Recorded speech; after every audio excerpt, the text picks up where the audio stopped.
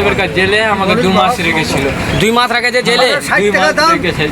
এখানে নিয়ে এসে আমাকে বেসেবের হাতে দিয়েছে, বেসেবের হাতে দিয়ে বেসেব রাত্রে আমাকে এখানে পরশু রাত্রে আমাকে পার করে দিয়েছে। ওখান থেকে বাংলাদেশ ঠেলে দিল।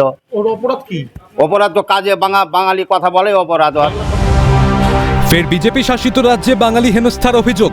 আধার কার্ড সহ বৈধ পরিচয়পত্র থাকা সত্ত্বেও বাংলাদেশি তকমা।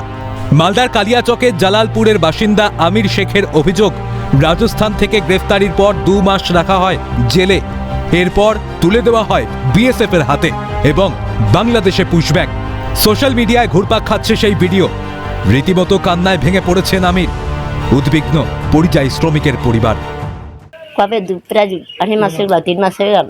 আপনি কি চাইছেন? না কোথাকে ছেলেটাকে ফিরিয়ে চাইছি আমরা। পরিবার সূত্রে খবর, 3 মাস আগে শ্রমিকের কাজ নিয়ে রাজস্থানে পাড়ি দেয় আমির শেখ। অভিযোগ, বাংলাদেশি সন্দেহে গ্রেফতারির পর পাঠিয়ে দেওয়া হয় ডিটেনশন ক্যাম্পে। আধার কার্ড, আপনার বাড়ির সব কিছু প্রমাণপত্র দেওয়া হয়েছিল। তারপরও তারা ওখানে ছাড়েনি, টাকার চাপ দিয়েছিল যে 50,000 টাকা লাগবে, তারপর আপনার ছেলেকে এখান থেকে নিয়ে যান। তো আমরা গরিব মানুষ কোথায় পাবো টাকা যে তাদেরকে দেবো? 4 দিন থানায় রেখে ডিটেনশন ক্যাম্পে তাকে পাঠিয়ে দেওয়া হয়েছে। সরকার যেন আমার ছেলেকে, আমার সন্তানকে আমার কাছে ফিরিয়ে দেয়।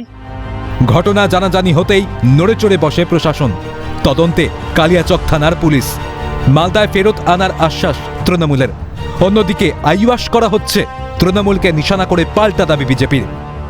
যে মমতা বন্দ্যোপাধ্যায় যখন এখানকার মুখ্যমন্ত্রী রয়েছেন, সেই শ্রমিককে নিশ্চয়ই ফিরিয়ে আনবেন। অযথা শ্রমিকদের কাছে আইওয়াশ করে তৃণমূল এসব বাজে কথা যেন না বলে। এবং পরিবারের সদস্যরা চায় অবিলম্বে যাতে তার ছেলেকে ফিরিয়ে আনে প্রশাসন। এখন প্রশাসন কতদিনে ফিরিয়ে আনে, সরকার কতদিনে এই পরিবারটার দিকে চেয়ে তাকায়, তার পাশে দাঁড়ায়, সেটাই দেখার।